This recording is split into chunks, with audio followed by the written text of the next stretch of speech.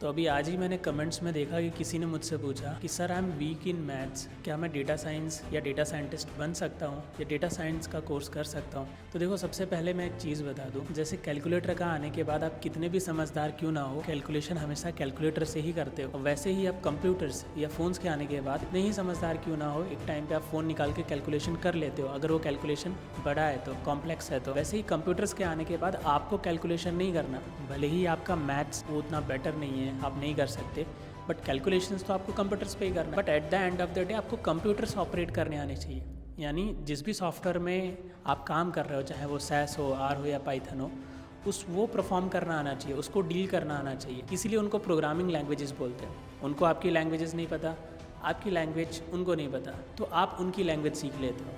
Let's suppose cess software सीख रहे हो तो आप उसकी लैंग्वेज सीखते हो, पाइथन सीखते हो तो आप उसकी लैंग्वेज सीखते हो। फिर जो भी काम होता है, चाहे वो कैलकुलेशन ही क्यों ना हो, आप उसको करने बोलोगे।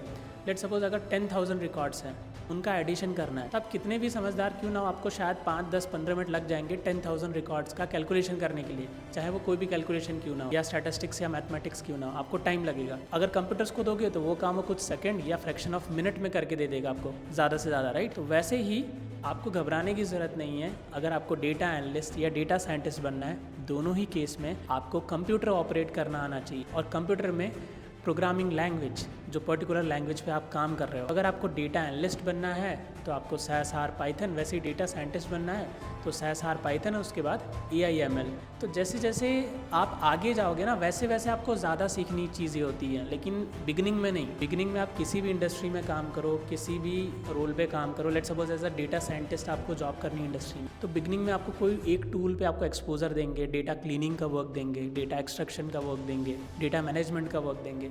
बिगनिंग में ही आप डेटा साइंटिस्ट नहीं बन जाते हो। देखो, जब भी हम डेटा साइंटिस्ट बोलते हैं ना, तो डेटा साइंटिस्ट मीन्स वो बंदे को स्क्रैच से लेके एंड तक, आउटपुट निकालने तक का पूरा नॉलेज। उस डेटा साइंटिस्ट में बहुत सारे छोटे छोटे रोल्स आ जाते हैं। अगर देखोगे तो एक डेटा साइंटिस्ट के अंदर जो उसको नॉलेज होता है, उसमें डेटा इंजीनियरिंग भी आ गया, डेटा एक्सट्रैक्शन भी आ गया, क्लीनिंग भी आ गया, डेटा मैनेजमेंट भी आ गया, बहुत सारी चीज़ें होती हैं, डेटा मैपिंग भी आ गया। तो आप डेटा साइंटिस्ट आराम से बन सकते हो। एंड सी, कंप्यूटर्स और ये सारी चीज़ें हमारे जैसे लोगों ने ही क्रिएट की हैं, आप आराम से सीख सकते हो, लैंग्वेजेस भी। दूसरी चीज़, मैथमेटिक्स का आपको डर लगता है या लगता है कि कॉम्प्लेक्स है, तो मैंने आपको बता दिया, कंप्यूटर करने वाला है, सॉफ्टवेयर्स कैलकुलेट करने वाले, आपको नहीं करना, आप कितने भी समझदार क्यों ना हो। दूसरी चीज़, लेट्स सपोज आपको सॉफ्टवेयर को ट्रेन करना है, जैसे AIML में ऐसा होता है ना कि हमें सॉफ्टवेयर को ट्रेन करना पड़ता है, सिखाना पड़ता है। उस केस में अगर आपको कुछ बेसिक सीखना हो, देखो कैलकुलेशन तो कंप्यूटर करने वाला है, कुछ बेसिक चीज़ें आपको सीखनी हो या कमांड सीखना हो या जानना हो, कैलकुलेशन जानना हो, आप यूट्यूब पे वो पर्टिकुलर चीज़ के वीडियो देख लो। वीडियो देखोगे तो आपको थोड़ा बहुत आ ही जाएगा, और बाकी का काम सॉफ्टवेयर ही करने वाला है। मैथ्स कितना ही क्यों ना वीक हो, मैं एक एग्जांपल से बताता हूँ, मेरा मैथ्स काफ़ी वीक था, मेरी मैथ्स में काफ़ी सारी बैकलॉग थी, यहाँ तक मैंने मैथ्स के एग्ज़ाम भी लास्ट में दी, क्योंकि एक बार दी तो उसमें मेरी KT आ गई। उसके बाद मैंने लास्ट तक नहीं दी, उसके बाद मैंने लास्ट सेमेस्टर में दी, क्योंकि लास्ट सेमेस्टर में इसलिए दी क्योंकि अगर वो क्लियर नहीं होता तो फिर मेरी वो क्या बोलते हैं, एजुकेशन का मुझे फाइनल सर्टिफिकेट नहीं मिलता, इसलिए मैंने लास्ट सेमेस्टर में देके उसे कैसे भी करके क्लियर किया। तो मेरा भी मैथ्स बहुत वीक था, राइट, बट मैंने एक अच्छे रोल पे काम किया। अभी डेटा एनालिस्ट या डेटा साइंस रोल के लिए मैं ट्रेन भी करता हूँ। तो ऐसी कोई घबराने की ज़रूरत नहीं है, आप कितने ही वीक क्यों ना हो, चाहे आप कितनी भी बार फेल क्यों ना हुए हो, क्योंकि मैं भी काफ़ी बार फेल हुआ हूँ।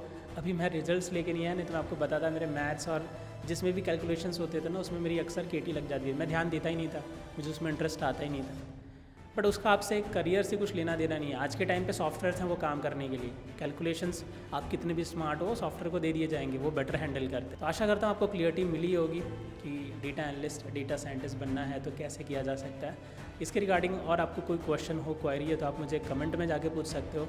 अगर आप मुझसे 1-to-1 बात करना चाहते हो तो 1-to-1 काउंसलिंग का लिंक मिल जाएगा आपको इस वीडियो का डिस्क्रिप्शन में, वो जाके देख सकते हो। और पास्ट में मैंने बहुत सारे वर्किंग प्रोफेशनल के साथ वीडियो बनाई है, स्टूडेंट्स के साथ वीडियो बनाई है जो कि इंडस्ट्री में काम कर रहे हैं as a statistical programmer, data analyst, वो वीडियोस भी जाके देख सकते हो। मिलते हैं अगली वीडियो में, तब तक के लिए बाय बाय दोस्त।